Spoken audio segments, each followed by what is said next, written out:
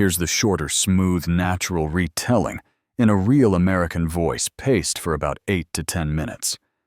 I keep it flowing with commas, dashes, and a few ellipses using 4 dots. They called the cops on cardboard boxes. Yeah, that happened moving day in. Maple Glen was supposed to be pizza sore. Bax and me arguing with my wife Lena about the couch. Instead, the HOA president in pearls and a blazer stood at the foot of our driveway waving a clipboard like a traffic wand and telling a 911 dispatcher there were suspicious military materials in our hands. And I'm there, hugging a floor lamp like a 6-year-old thinking, lady, it's cardboard. Relax. A patrol car rolls up. Officer Reyes steps out with that steady energy that settles a neighborhood.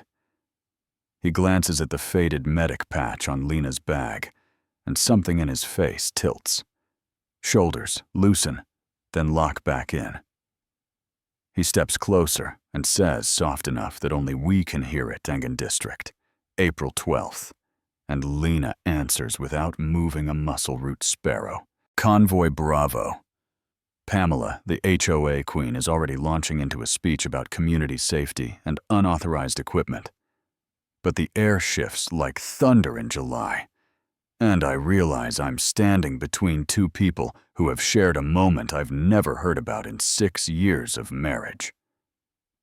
Reyes swallows and tells me my wife sat with his wife Nora on a destroyed road for 40 minutes, so she wouldn't die alone.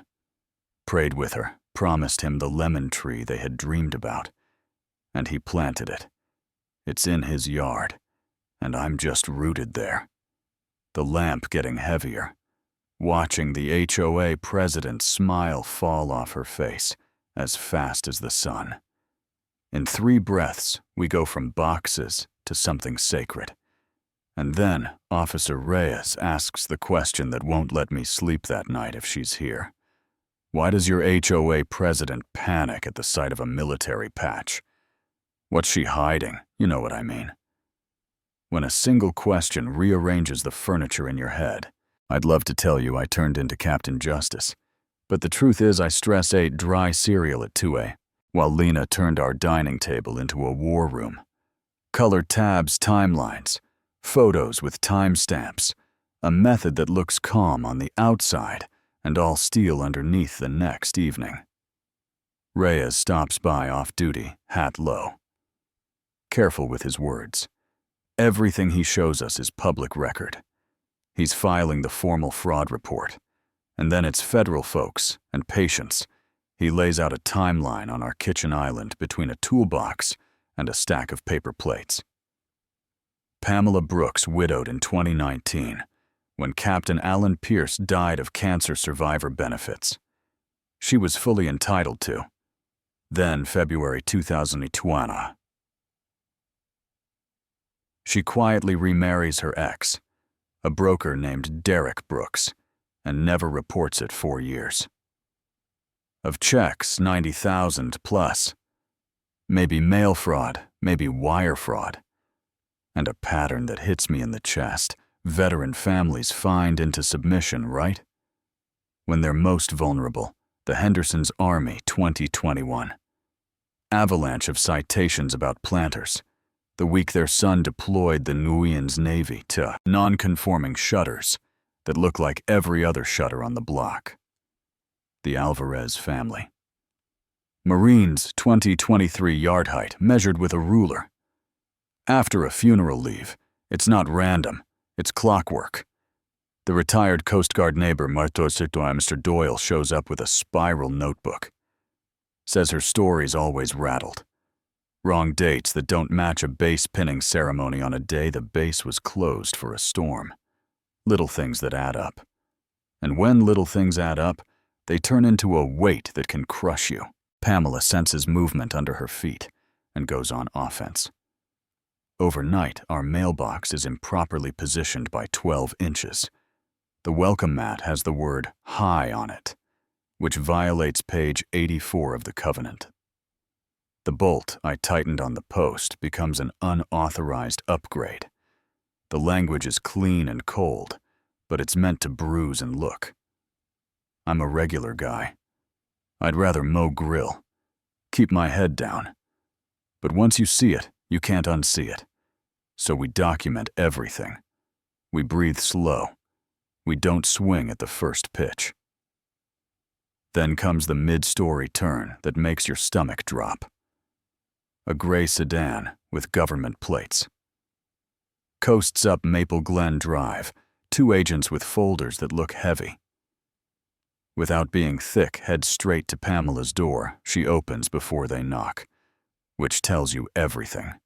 Later that day, a defense attorney arrives in a car that costs more than my truck. 3 hours in the house, walks out with a face that says, his client isn't a tricky little case. She's a case study.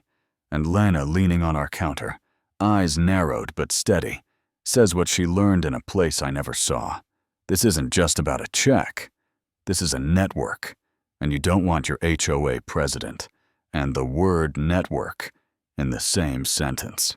Pamela calls an emergency meeting like she's about to coach a high school pep rally flag.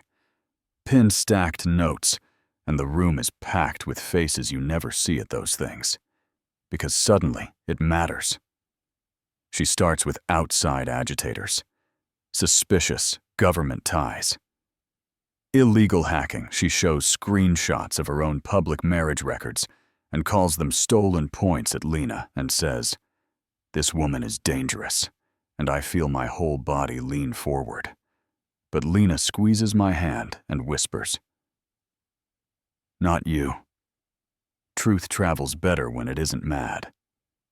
Officer Reyes stands without a uniform or a podium and walks the room through how public records work, how investigators move slow on purpose, how grief and fraud don't belong in the same ledger. Then he tells them about Sangan and the lemon tree, and the room goes still. In that way. That isn't silence, it's attention. Doyle reads 3 simple inconsistencies that land like a dull hammer on a cracked board. On speaker, the Hendersons tell how they were hit with $2,300 in fines the week their son shipped out. She timed it. The mother says, voice shaking through the tin of a phone line, and Pamela snaps, the polished mask slips. They're liars. He hates strong women. She's stealing valor. She hacked my life. She flings a stack of notices like confetti, and then 2 agents walk in with badges, and the whole room inhales. Pamela actually smiles for a beat, because she thinks they're here for Lena. You ever see someone misread a room that badly? The cuffs come out, Pamela. Brooks, you're under arrest on suspicion of federal benefit fraud. Mail fraud, conspiracy to commit fraud using a community organization.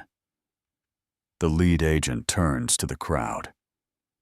If you believe you were targeted because of military service, please stay after for a statement. Phones lift, a few people cry, and I don't feel triumph so much as the slow, clean exhale people take when they've been holding their breath for years. Justice plods. It chews it. Double. Checks, months pass. News crews show up. Other counties. Flag similar patterns. The case gets wider than our street court. It is not TV. It's fluorescent lights and a judge who asks crisp questions and speaks like each word is a brick. There's an enhancement for targeting veterans. The language is careful, but the meaning is plain. You exploited a protected community for personal gain.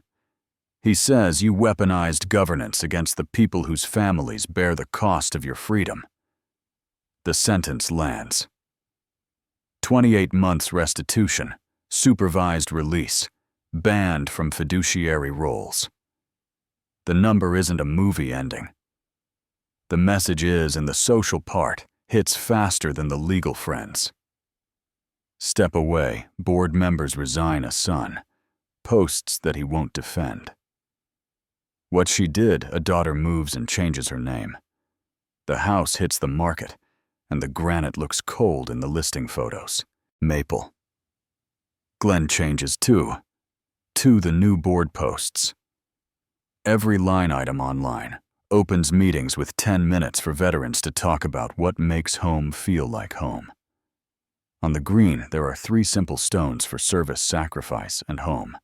And every spring, we plant lemon trees, because that was a promise Reyes earns.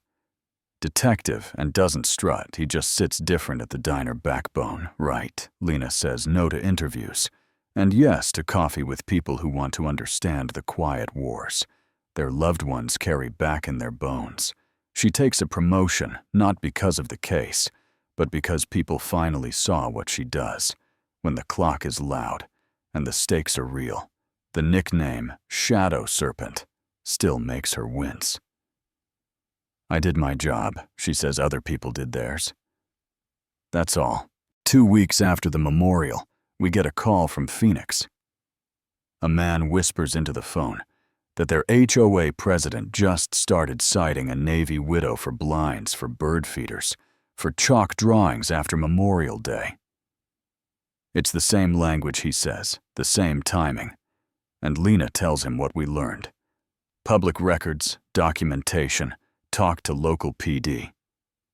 Be patient, stand together.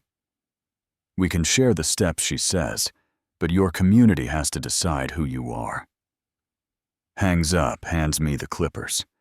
Your turn, and smiles.